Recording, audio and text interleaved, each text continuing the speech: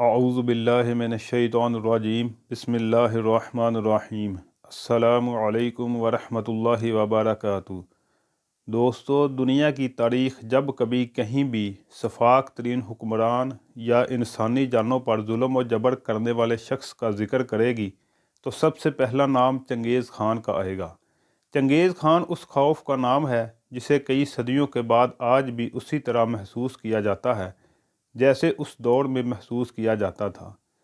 چنگیز خان کے مظالم کی داستانیں اتنی وسیع ہیں کہ مورخین کے قلم لہو اگل کر بھی کہتے ہیں کہ ابھی اس کا ایک باب بھی مکمل نہیں ہوا، اور چنگیز خان کسی انسان کا نام نہیں بلکہ ظلم و جبر کی اس لکیر کا نام ہے جسے کروڑوں انسانوں کے خون سے کھینچا گیا۔ مگر کیا آپ جانتے ہیں کہ چنگیز خان تاریخ کا ظالم ترین انسان کیسے بنا؟ وہ کون سے عوامل تھے جن کی بنا پر چنگیز خان نے لاکھوں کروڑوں لوگوں کو قتل کیا؟ چنگیز خان کی پیدائش کے وقت کیا پیشن گوئی کی گئی؟ چنگیز خان کی موت کیسے واقع ہوئی؟ چنگیز خان کی زندگی کی مکمل داستان آج کی ویڈیو کا موضوع ہے، اور آج ہم آپ کو دنیا کی تاریخ کے ظالم ترین شخص چنگیز خان کی زندگی کے حیران کن حقائق بتائیں گے۔ مگر ویڈیو میں آگے بڑھنے سے پہلے آپ سے درخواست ہے کہ اگر آپ ہمارے چینل پر نئے ہیں تو برائے مہربانی ہمارا channel Imran vibes official subscribe کریں، جہاں آپ کو بالخصوص اسلامک ہسٹری کے متعلق مفید معلومات دیکھنے کو ملتی رہیں گی۔ ناظرین، صحرائے گوپی کے شمال میں دریائے کیرولین اور دریائے اونان کی زرخیز وادیوں میں ان گنت قبائل آباد تھے، اور انہی قبائل میں ایک قبیلہ منگول بھی تھا۔ چنگیز خان سال 1162 میں گاؤں دولوند بالڈوک منگولیا میں منگولوں کے ایک قبیلہ میں یسکوئی نامی شخص کے گھر پیدا ہوا۔ اس کے ماں باپ نے اس کا نام تیموجین رکھا۔ لفظ تیموجین کے لفظی معنی لوہار کے ہیں۔ جب چنگیز خان پیدا ہوا تو اس کی ہتھیلی میں خون منجمد تھا، جس سے خون کا ایک سرخ سا دھبا بنا ہوا تھا۔ مقامی روایات کے مطابق یہ واضح اشارہ تھا کہ وہ بڑا ہو کر ایک عظیم لیڈر بنے گا۔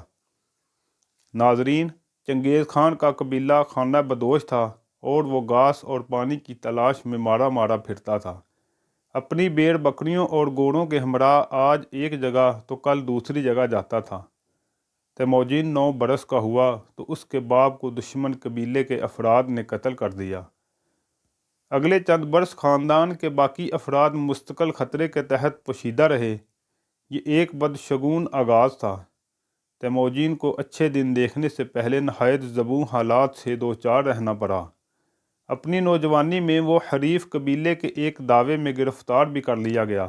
اس کی گردن میں چوہی توک باندھ کر اسے کئی دن تک بھوکا پیاسا رکھا گیا۔ بے چارگی کی اس حالت سے نکل کر ایک قدیم اور بنجر ملک کا ناخواندہ اسیر تیموجین دنیا کے انتہائی طاقتور انسان کے طور پر ابھرا۔ ناظرین، منگول وحشی قسم کے شکاری قوم اور وہ خانہ بدوش تھے جن کو انسانیت کا بالکل پتہ نہیں تھا۔ چونکہ یہ علاقہ برفانی تھا، اس لیے انہیں برف باری اور سردی سے بچاؤ کے لیے خالوں کی ضرورت پڑتی تھی، جس کے لیے یہ لوگ چھپ کر گھات لگا کر جنگلی گھوڑوں اور بارہ سنگھوں کا شکار کیا کرتے تھے۔ سردی سے بچنے کے لیے یہ جانوروں کے گوشت کے ساتھ ساتھ ان کی آنتیں تک کھا لیتے اور ان کا خون بھی پی لیتے تھے۔ جس وقت تیموجین پیدا ہوا، اس کی قوم سینکڑوں خاندانوں میں بٹی ہوئی تھی اور اس کا اپنا قبیلہ بھی اس سے ناراض تھا۔ ابھی یہ لڑکا بہت چھوٹا تھا کہ اس کے باپ کو اس کے دشمنوں نے زہر دے کر ہلاک کر دیا۔ اس طرح یہ لڑکا اپنی بیوہ ماں کے زیر سایہ اپنے دوسرے بہن بھائیوں کے ہمراہ پروان چڑھتا رہا۔ اس کی ماں اکثر راتوں کو اسے اپنے پاس بٹھا کر اس کے آباء و اجداد کے بہادری اور جرأت کے واقعات سنایا کرتی تھی۔ یہی وجہ تھی کہ تیموجین بچپن ہی سے نڈر اور بہادر تھا۔ چنگیز خان کی زندگی میں جس واقعہ نے اسے اشتعال دیا اور جس واقعہ کو یہ کہا جاتا ہے کہ اسی واقعہ کی وجہ سے چنگیز خان ظالم اور جابر بنا، وہ اس کی بیوی بورتا خاتون کا اغوا ہونا تھا۔ وسطی ایشیا کے قبائلی معاشرے میں عورتوں کا اغوا معمول کی بات تھی۔ خود چنگیز خان کی ماں کو اس کا باپ اغوا کر کے لایا تھا اور پھر اس سے شادی کی تھی۔ چنگیز خان کی بیوی بورتا خاتون کو ایک دشمن قبیلہ اٹھا کر لے گیا۔ چنگیز خان اپنی بیوی سے بے پناہ محبت کرتا تھا۔ کہا جاتا ہے کہ چنگیز خان کی بیوی کو دشمن نے ایک چراگاہ سے پکڑ کر کافی عرصے تک یرغمال بنائے رکھا، اور وہ بہت خوبصورت بھی تھی۔ اس کی رہائی کے لیے چنگیز خان نے اس قبیلے پر کئی حملے کیے اور اپنی بیوی بورتا خاتون کو بازیاب کروانے میں کامیاب ہو گیا۔ چنگیز خان کا انقلاب اصل میں اپنی بیوی کی رہائی اور باپ کے انتقام سے شروع ہوتا ہے، اور قہر کی صورت میں دنیا کو تہہ بالا کرتا دکھائی دیتا ہے۔ ناظرین، جب 1175 کو چنگیز خان اپنے قبیلے کا سردار بنا تو دیگر قبائل سے اس کی چپقلش شروع ہو گئی۔ اس نے تمام قبائل اور حلقوں کو اپنے زیر اثر کرنے کی بھرپور کوشش کی، کیونکہ اس وقت منگولیا پر کئی قبائل کی حکومت تھی۔ پھر صورتحال کا جائزہ لینے کے بعد اس نے سب سرداروں کو اکٹھا کیا اور مل کر دیگر علاقوں کو فتح کرنے کا منصوبہ پیش کیا۔ اس مشورے کے بعد وہ بہت مقبول ہوا، اور دیگر سب سرداروں نے اسے متفقہ طور پر اپنا سردار یعنی منگولوں کا سردار تسلیم کر لیا، اور متفقہ طور پر دریائے انان کے قریب ایک مجلس میں اسے چنگیز خان کا خطاب دیا۔ چنگیز خان نے باقاعدہ طور پر منگول سلطنت کو ایک مضبوط سلطنت کے طور پر متعارف کروایا۔ منگول سلطنت کی فوج کی تنظیم نو کے ساتھ ساتھ دیگر اداروں کو بھی مضبوط بنیادوں پر کھڑا کیا۔ اس نے فوج کی تنظیم کے جو اصول مقرر کیے وہ صدیوں تک فوجی ماہرین کے لیے مشعل راہ کا کام دیتے رہے۔ منگول سلطنت کے قیام کے بعد چنگیز خان نے 1219 میں اپنے کئی سفیر مختلف ممالک میں بھیجے جو کہ قتل ہو گئے۔ اس واقعہ نے اس کو تسخیر عالم پر ابھارا اور وہ دنیا کو فتح کرنے کے ارادے سے نکل کھڑا ہوا۔ اسی سال اس نے شمالی چین اور افغان سرحد کے کئی علاقے فتح کیے، بخارا اور مرو کے علاقوں کو لوٹا اور ہرات پر قبضہ کر لیا۔ اس کے بعد ترکی اور جنوبی مشرقی یورپی ملکوں کا رخ کیا۔ اس کی فوجوں نے جنوبی روس اور شمالی ہند تک یلغار کی۔ منگول چنگیز خان کی قیادت میں جہاں سے گزرے وہاں موت ہی موت نظر آئی اور لاشیں ہی لاشیں ملیں۔ کہا جاتا ہے کہ منگول فوج جس علاقے سے گزری وہاں سالوں گھاس نہ اگی اور کھوپڑیاں ہی کھوپڑیاں ملیں۔ ناظرین، چنگیز خان نے اپنی زندگی میں تقریباً 4 کروڑ لوگوں کا قتل عام کیا۔ اسی نے 1 گھنٹے میں 17,48,000 انسانوں کو قتل کرنے کا ریکارڈ قائم کیا، جو آج بھی قائم ہے، اور آج بھی تاریخ میں اسے سفاک ترین اور ظالم ترین حکمران کے طور پر یاد کیا جاتا ہے۔